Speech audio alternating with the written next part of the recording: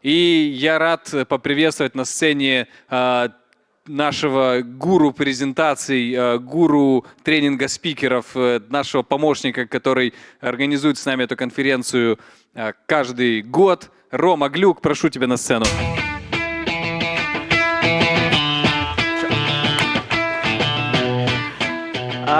Good evening. Good evening. I'm usually used to be at the end, but today I'm in the middle of the day, so hello everyone. Glad to see you here. Such a lovely audience. Perfect. Online people, hello. I'm somehow, weirdly enough, I'm the only person that's going to be presenting in English, although Anton had plans that this conference would be in English, right? In the future, and he's ignoring me on purpose. Okay, yeah. So my name is Roman Gluck. Who I am, I'm a product owner at Pentalog. I have an experience in IT for all over like 7 years already. I'm also a startup consultant, and I've been doing it for like 5 years, and I'm a public speaking trainer, of course, that already was said. Just FYI, this monitor is not working. So today I've come to you to share this experience of working with teams because I have seen multiple projects, like seen successes, wins, a lot of fails, unfortunately. So because of that, it's that's what I brought here today. So we're going to be talking about specifically teams. We're going to be talking about how we want them to be and how they really are. And most of the stuff that we're going to be talking is, you already know most of this stuff. So it's going to be very obvious for you what I'm going to talk about because you already experienced it in one way or another. You're going to see that it's obvious and not happening in your teams, so you can apply this. So basically, this entire presentation, what I intended to do it here, I gathered all of the knowledge that you know fragmented, and I put it into one single presentation so you can use it as a health check for the project team, no matter how big or small it is. So you can see if you're working in a good collaborative structure. So without further ado, let's talk about the first part. So I'm mostly going to be talking about like agile teams, Scrum, that work in Kanban, that want to be flexible. But you can apply this principle everywhere, like most of the ceremonies, of course. But all I'm saying here, you can apply to any type of work structure you want. So, of course, there are different roles, and that's the first part, like as usual. So what are the usual suspects in an agile team? Well, the almighty Scrum Master, that's maybe, personally, I think that's the most important role in a team. Why? Because he's the person about processes. If you have something going wrong in the team, he's usually the first person on hand, and he has to deal with all of the problems and if something doesn't go wrong. Front-end team is getting bad designs from the UX UI team, not according to like their design process, Scrum Master. Your product owner is pushing you to do something you don't want to do, Scrum Master. Somebody's reaching you out from another team without due diligence process, Scrum Master. Like you can basically go always to this guy. And that's his actual job. Whenever there's a problem in the process, that's something you have to know specifically, you go to this guy. Then there's this guy that always wants something. He's always stressed, and that's kind of me. Like product owners or product managers, so like basically almost the same thing depending on the situation. But yeah, we're the guys that always want something from the team. So also the Scrum Master is the person that always navigates and says, hey, you want too much. You're going to have to calm down a bit because otherwise I'm going to report you. In a very nice way, but you're going to get reprimanded for that. So yeah, product managers, product owners are usually the guys that are always like, give it to me. Give me something. I want more. And yeah, we're like that, unfortunately. So you have the Scrum Master for that to deal with us. Always, also, you can be transparent as developers. I really enjoy my current team. Like, I always say to my devs, QAs, and designers, hey, if I'm asking something impossible, just please tell me that you're stupid, you want too much, and just take it slow. Let's look at it differently. With that transparency, it's much easier for me to understand what I'm going to get. Then you have the leads. It doesn't matter, devs, QAs, designs. Those are the people that also hear out a lot of the problems from the teammates, from the developers. If you're a lead, either you want it or not, your job is to listen to people. So like, yeah, you still code, you still design, you still test, but you have to also listen to people, because that's what this role implies.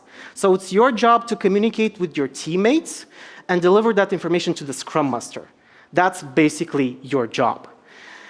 And the last part, of course, is agile team members. So no matter how big or small the team, by the way, I had an interesting case. So 1 year ago, we had an agile team that was kind of like 15 people, which is a bit too much. And it was happily very fastly corrected within 2 sprints, but it wasn't very effective. So please follow agile guidelines. Devs, QAs, designers between 6 to 9 people, and that's it. Because if you go higher, you're gonna have problems. So those are the usual roles. Yeah, of course, I didn't tell you something new, but I specified who does what, and that's super important. Because now you're gonna, in the future slides, you're gonna understand where the problems come from. So rule number 1 in good team collaboration, people are equal. No matter what you say, this is a constant truth. All people within a team must be equal. The difference is in the roles and responsibility each teammate has. Each of you, depending on your role, have your obligations that you have to fulfill. And you have to protect them no matter what, because that's what helps your team deliver good stuff. So what can go bad in terms of roles? So some roles may be missing. So as I said, the worst role that can miss is a Scrum Master.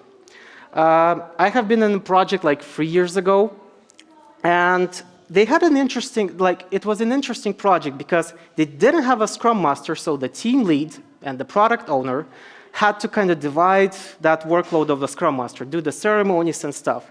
It was easy to some extent, but it provided extra work for me and for the team lead. The result? Well, I have to stress and waste time on something that is not my responsibility in the first place. Thankfully, again, they fixed it with time and they added a Scrum Master, which fixed the entire situation, and I could focus more on the product and the team lead could more focus on the devs. And I'm going to tell you one simple truth. When you assign somebody a role that they're not responsible for, do you know what they're going to do?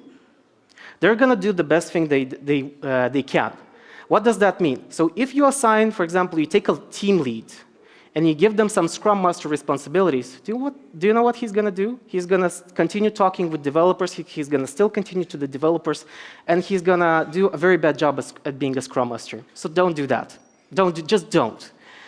Then there's the thing called the Hawaii principle.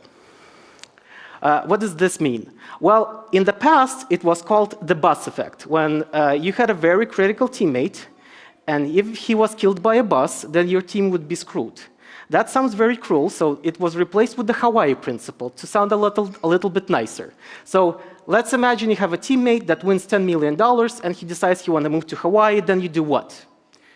So the Hawaii principle incites that you don't have to have in a team a person that everybody relies on, and if they disappear for a good reason, we don't say bad, then you're going to be screwed. So this is where their principle in management comes, processes over people. Don't rely on people too much, because if they get sick, they move to another country, they change their job, they're going to be in a very bad spot. And the last part is role boundaries. You have to respect not just your roles, but you have to respect each other's people's roles. If you try to come into, as a developer, if you try to come to me and dictate and say to me in a very not nice manner what I need to do as business, I'm going to brush you off and I'm going to just send you to the Scrum Master and say, hey, this guy is doing something he shouldn't be doing. Why is that? So, and the other way around. I, as a product person, if I come to you as a developer and I ask you to do things in a certain way and you don't like it, you can just say, not your responsibility, bye-bye. So that's what you should be doing always. So that's the roles part. Now, let's go on a journey. We all know this lovely meme. So our focus is team, specifically team collaboration. So what is the thing that most teams suck at? Any ideas from the audience? Let's not take it too much. It's onboarding. So the question is, how you can screw up an onboarding process. With the onboarding process, of course, is the time when a new team member comes to your team and you want to welcome them and you want to present them, integrate them into the team. So what's the worst thing you can do? Very simple, you don't have one. So I guess a lot of people have this experience that they came into a new team on a new project and they basically had no onboarding. So what do? So here are my best practices that I found that work. Of course, the list can be endless. Like, this is just the bare minimum that you have to do to have a good team. So what are the best practices? One thing I found amazingly useful. I just love it. I always recommend it to somebody when they ask how to properly onboard new teammates. You give them a buddy. So the buddy system, I actually first encountered it at Pentalog. So I was kind of like, what? What is that? So basically, what happens is you are assigned an experienced person from the company. Doesn't matter, are you going to work with them? You're not going to work with them, but they are your buddy. What do? They give you a tour of the building. They give you a tour of the entire infrastructure, all of the softwares that you have to use, everything that you might need, might do, all of the questions you have, they are your buddy and they're going to help you understand absolutely everything. And that was, like, for me, amazing because it was so simple. And also, you can always come back to them and ask questions. Isn't that amazing? You know that there's a dedicated person for you as a new recruit in the company that you can just ping them, hey, I have a problem. Can you help me with this? I found it extremely useful, and it still continues to work. And also, the other part is, like, you need to have a welcoming team. So if your entire team, especially the ones that you're going to work with, behave as a buddy to you, you help your new teammate on board. You ask them questions. Hey, is everything clear for you? Do you have any problems? Are you experiencing some issues? Can we help you with something? If you behave like that, first of all, you're going to help those people on board faster. So they're going to be bringing a lot of value to your team faster. And the second part is they're going to have a very good, this cozy feeling. Hey, these people are nice. They like me. They want to help me. They want to make me feel like I'm one of them. So that's a very good thing to have. And I've seen it work miracles. Even at the most problematic, complicated projects, as long as you have a welcoming team, everything it works wonders. And people are always into diving in and working on the challenge. So you need to have an onboarding checklist. So your Scrum Master and your entire team must contribute to an onboarding checklist. This checklist is basically you have to know all of these things from process administration standpoint. You have to know all of the things from our ceremonies. This is how we do meetings. You have to know this is all of the documentation that you as a developer must read before starting working on the project. So checklists are very simple to do. Nobody wants to do them because that's extra work for me. I don't want to do this. But they help so much. And it comes with the second part, a Confluence page with, of course, nobody wants to do documentation. We all know that. Yeah, nobody wants, but we have to. At least good enough. I don't ask you perfect, but just good enough. At least, especially for the base core application, you need to have proper documentation so anybody can understand what the hell you're going to work on. And the most useful stuff that I have seen that makes people's life easy is terminology page. For example, in our current team, we have a dedicated page with all of the industry-specific terminology items. We have 200 of them. So it will take time for a person to learn, but if you don't have this terminology page and a person enters your meeting, they're going to hear these fancy words, they're not going to understand you. So have this page, let them read it, and they can always come back to it. And one of the biggest value things I have seen on onboarding people, you have to ask your product person, and this is what I do constantly when I get new teammates, I give them a proper demo of the product. I have seen it multiple times in different teams. People are working on something and they don't know on what. Just because they missed this demo of the project. What does our software actually do? So negotiate with your product person. Hey, whenever somebody comes new on the team, either have a video of the whole experience of your software or project or whatever, or ask them to do one live so people actually can even ask questions. And then if you do all of this, you're going to have a happy person that knows exactly what they're going to work on, and they will have very few questions, and they're going to bother you less. Isn't that amazing? I hope it is.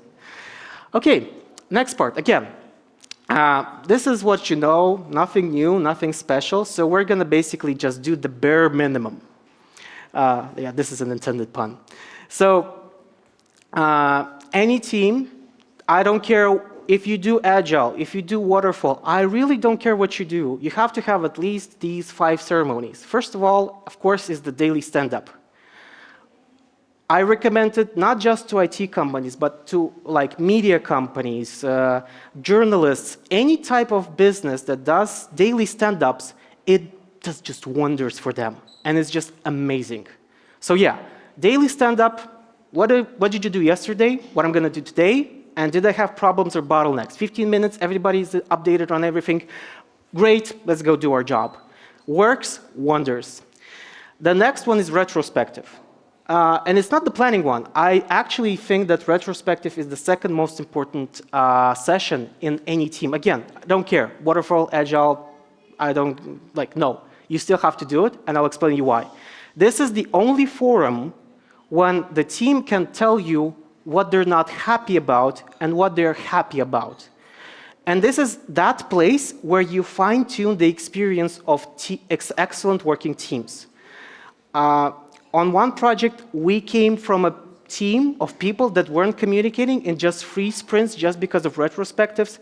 I was just so happy that I stopped micromanaging meetings between designers, QAs, devs and designers. It was amazing. Just because I always said, hey, I want you to talk more with me. I want you to be more independent. Because it complicates the project, things are done slower. In just 3 sprints, we did wonders. So the retrospective, in my opinion, is the second most important meeting you have to do, and not avoid it. Planning meeting, even if you work in Kanban, or even if you work in Waterfall, you need to know what you're going to be doing in a short time of span. Don't care about sprints, but let's say what we're going to be focusing on the next 2 weeks, 1 month. And it doesn't matter if we're going to do it, but at least we know the focus, so everybody's aware what the hell you're doing as a team. Refinement and grooming. This is a more, depending on the situation, depending on the complexity, so this is something that you theoretically might avoid, but in complicated multi-structure, multi-product teams, as in my case, I work in a very big company, and we have, just on our project, on our product, we have 3 dedicated Agile development teams, and we collaborate with other 4 products. So yeah, refinements or groomings are complicated because the tickets are complicated. So they're essential. And the last one is one-on-one sessions. This is your responsibility as a Scrum Master or as a lead to talk individually with your team and listen to them in a more private setting where they can tell you something they don't want to say in an open forum. So please do this. If you don't know how to do this, please Google it, ask yourself how to do it. And even if you're, again, I don't differentiate what type of project management style you do, Agile, Scrum, whatever, Scrum Bond, whatever. Somebody has to do one-on-one meetings, because if people are not heard, they accumulate frustrations, and they're not going to be happy. So yeah, please do it. Some of you remember me, 3 years ago in 2018, I already did a presentation on communication bottlenecks, so I'm not going to dive in too much on them, but I'm going to give you the most important ones that people miss constantly. Even in experienced teams, they still do these mistakes. So what are the rules for good communication? The first one, and the most important one, is about constructive criticism. So what's the deal about it? People are very bad at explaining what they're not happy about. Usually what they do, they say, I didn't like how you performed, or I didn't like how you did this thing. You're basically attacking the personality of the person. So the most important part, when you give feedback to somebody, be it good or bad, don't tell, especially good or bad, doesn't matter. Tell your feedback about the situation, this whole act, what they did, what was done, and how did you feel about it. For example, let's say there was missing a design to a certain ticket. So what I expect to hear in a situation like this, hey, when I took this ticket and I wanted to do it, the design link was missing, and because of that, I couldn't start the ticket, and I wasted 1 hour of my time just to start doing the ticket because I had to contact the product owner so they can reach the designer and they can provide me the ticket. And I lost 1 hour of my work. That's how you should do it. The worst way you can do it is say, hey, designer, why didn't you just upload that, that design link? Like, what were you doing so you couldn't upload that link? Don't attack the person. Criticize and give feedback to the situation, because otherwise you're going to have problems. You're going to have people that feel attacked, they want to be protected, they won't listen, they won't want to communicate with you. So the next thing, I always say it, and still it keeps happening, is verbal agreements. Like, verbal agreements is the worst type of agreement that you can rely on. So you get into a meeting, you agree on something, that somebody's going to do something like this, but you don't put it in writing. And in 1 month, you expect that to be done, and it's not. And he's like, well, I didn't get an email on this, so you cannot prove that I actually had to do it. So that's how you basically screw yourself. So it's your responsibility, especially your responsibility if you want something from somebody, always put every agreement in writing. Any piece of information must be in writing. If you avoid doing this, you're going to be screwed big time. Because, yeah, if it's not in writing, it doesn't exist. That's the basic rule. And the best way to put it in writing is emails. Why? Because you can edit a message in Microsoft Teams. You can delete a message completely in Telegram from somebody. Emails? Nah. This is the place where it stays forever. So any type of agreement, always, I mean always, only emails. Because this is the only source of truth that cannot be tampered with, unless somebody just hacks the system and just deletes the whole server with emails, but that's a different story. Yeah, so this is what you have to use when you want somebody to promise you something and you want to keep them up on doing that. The next thing, I am annoyed really much, especially with Microsoft Teams. I don't like it. I don't like it a lot, but I'm forced to use it. But I'm in 5 different teams. I'm in 15 different chats, and I have my work to do. So I'm very blatantly honest with my colleagues. If you don't at me, I will not see your message.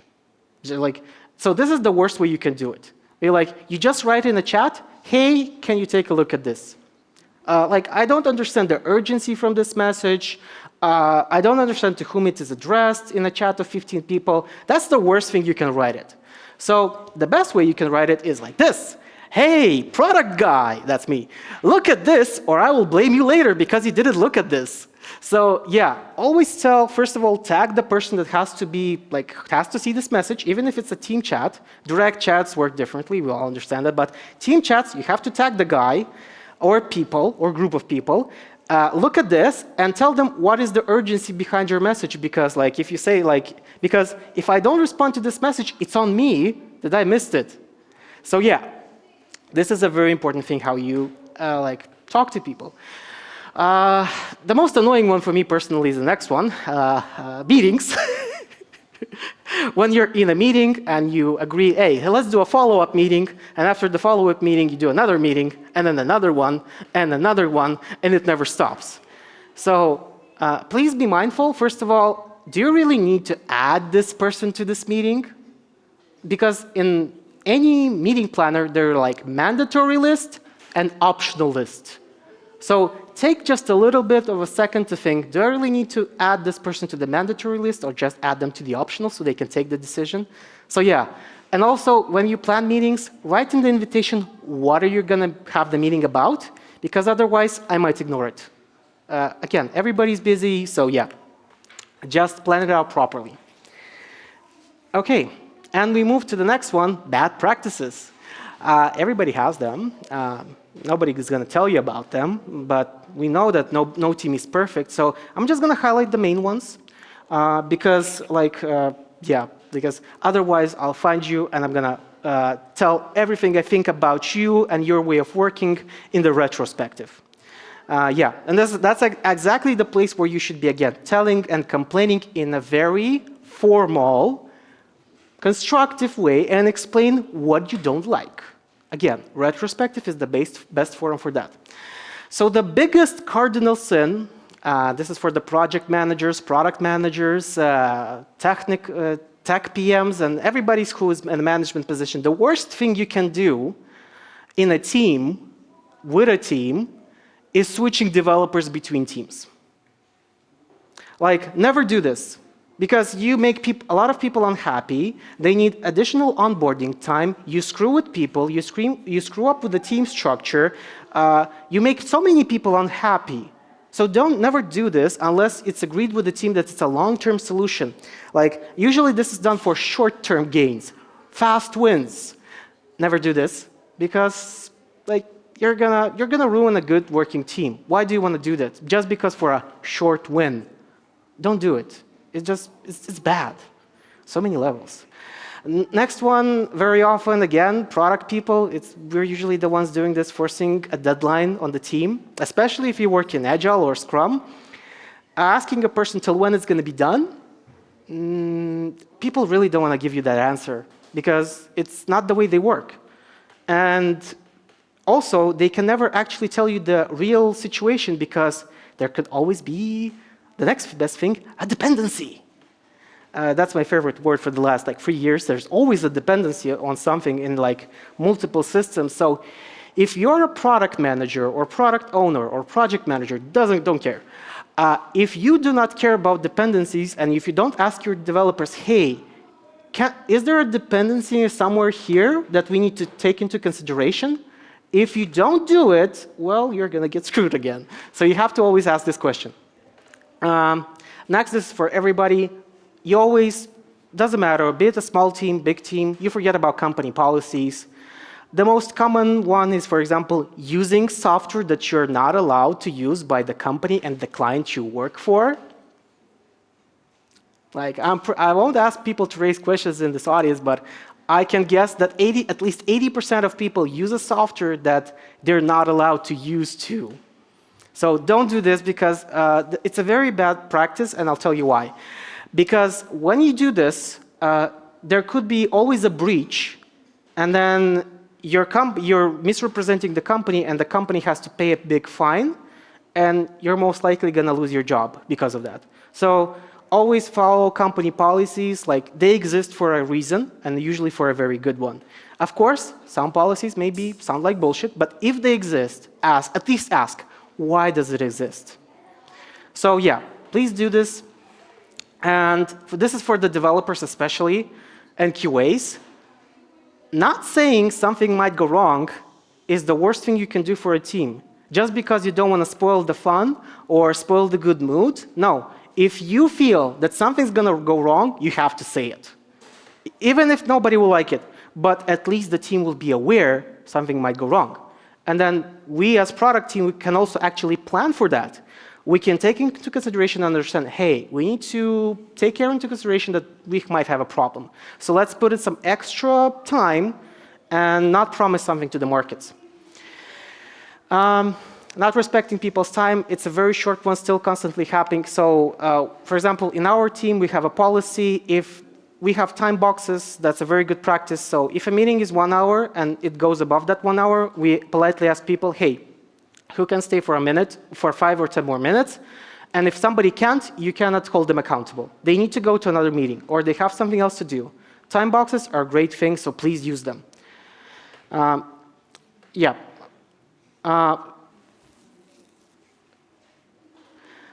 Then there's the thing, writing to people outside of the work hours. Please don't do this. Just please. Just don't. You have the company chat for that. You have the company email for that. If you didn't have a pre-agreement with the person, hey, here's my WhatsApp number, you can use it only in emergencies. That's the only reason somebody can write me in my WhatsApp. A couple of my teammates have my number in WhatsApp, and they have the right to write me about work, in case of critical situations. Otherwise, I really like to keep my work separate because it's healthy. It's healthy for your mental health, especially. Thinking over time is good, even if it's agreed. Let me tell you that. Exceptions, one day, fine. But working in overtime will make you burn out so fast. So even if you're doing it willingly, don't do it. Just because in the long run, if you do it for more than a week, you're going to be tired. You will stop having this like flaming, burning desire to work on the project because you see it too much. You have to have your free time on your personal stuff and everything. Don't do overtimes unless it's extremely necessary and for only one day. Yeah, one time I remember one employer said to me that overtimes are not paid in Moldova. It was like 6, 7, 8 years ago, and I was like, what? Like, I'm doing good for the company, you're not gonna even pay me for that? I'm like, screw that. I'm not gonna come ever to overtime. Yeah, so overtimes are very undesirable in any situation. We come to the extra activities. So they're kind of like super simple. Like, here's the recommended ones. The simplest one is coffee or lunch date. So what do you want them? You want to connect better with the team. Again, I've seen it multiple times that good teams are the ones that communicate with each other, not just on work, but also on like different outside of work topics. You don't have to be friends with them. You don't have to like dedicate extra time for them, but you can have a coffee date, like talk for 15, 30 minutes over a short break. You can have a lunch date with them just to connect with the people, understand them better, understand what are their desires, why they like this team, why they like this project, and it helps create a good bond and a trusting environment between the teammates. So please do it. Game nights also, sorry. Okay, I'm a little bit ahead. So game nights, also a very good way to have fun, connect with the team, usually after work, especially like even this Friday, I had the pleasure of joining Planable. They have a constant Friday game night, and everybody enjoys board games there, so it was just a pleasure to see that the team is bonding on something. Amazing thing. Beer, wine nights, just the best thing you can do, like always a good thing to do. Again, after work, doesn't take too much time, so just to connect, just to unwind, and maybe gossip a little bit. Also, connects a trustworthy environment, helps build a good team mood. And a very valuable one, actually, knowledge sharing sessions. Each of us is an expert on something. So it's a very good thing to share knowledge between each other. I see one of the best performing companies is when there's a forum for the team to share their knowledge in between them and have internal presentations. I have seen so many of them, and it's such a pleasure to see that there's this happening in Moldova. But there are rules to these extra time team activities. So what would be those rules? Because yeah, rules are meant to be broken, but these rules need to be kept in line because you want to have fun. So what are the rules in this case? First of all, don't force the activities on the team. It has to be willingly. You don't make people, hey, you have to come and just participate in a board game night, and I don't care that you don't like game board nights or you have something with your family, you have to come. No, you don't do that. Never, ever. Because again, it has to be willingly. So you don't ask them, doing it something they don't want to do. And you don't do it like 1 hour before the event itself. It has to be planned, it has to be in time. And also another very important thing, it requires, this team activity has to require minimum effort and time. I'll be honest, I'm not a fan of company getaways. We go to the woods and we do camping and stuff. No, I don't like that personally. If the other team enjoys this perfectly, please go do it. Your time, do whatever. But I like just short stuff because I have limited time. And it has to be universal. It's super important that you, most people should like it, because if you do something extremely specific, let's say I like board games, but if there's a genre called Dungeons and Dragons, D&D, I'm not a fan of it because it requires too much effort. So if you're going to force this on me, I'm going to say no, because yeah. And that would be basically it for my entire presentation. There's just one last thing.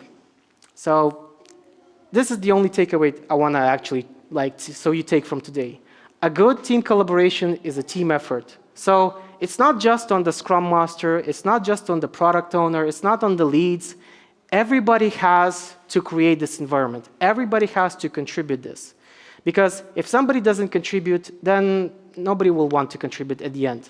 So it has to be a team effort. So when you pick your teammates, find people that are willing to collaborate. Find people that are willing to work together, and also educate them to do that. Incentivize them to do that, because otherwise, like, you're not going to have a good team. So I'm really happy with my current team, even though we had some bumps here and there. But because we had good communication, we had good leadership inside our team, we share our successes with the team, and we keep our retrospectives.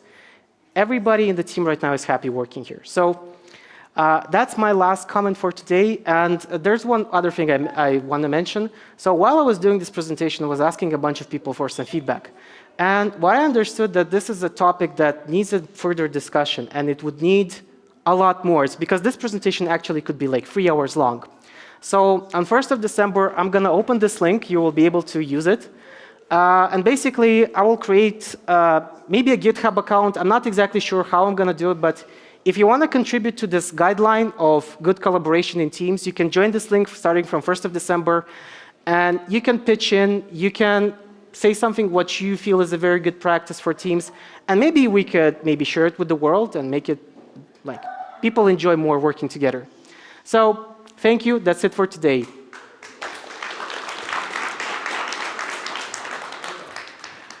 Are there questions from the audience, from the Telegram chat? I know there are some questions from chat, so Grigory, please. Yep, there are a couple. So there is also a compliment to your English. Oh, thank you. A guy said that your English is awesome. Oh, Yeah, thanks for the presentation. There are a couple of questions, but the most important one that I feel like is, what is your favorite board game? my favorite board game, Exploding Kittens.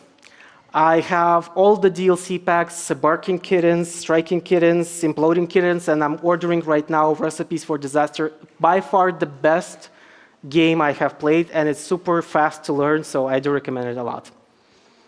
Okay, thanks. Another question is about Slack. Do you use Slack? Unfortunately, I use Microsoft Teams. I would say Slack is a lot better than Teams, but you have to understand. I understand why most companies use Teams, because it comes with the Microsoft pack.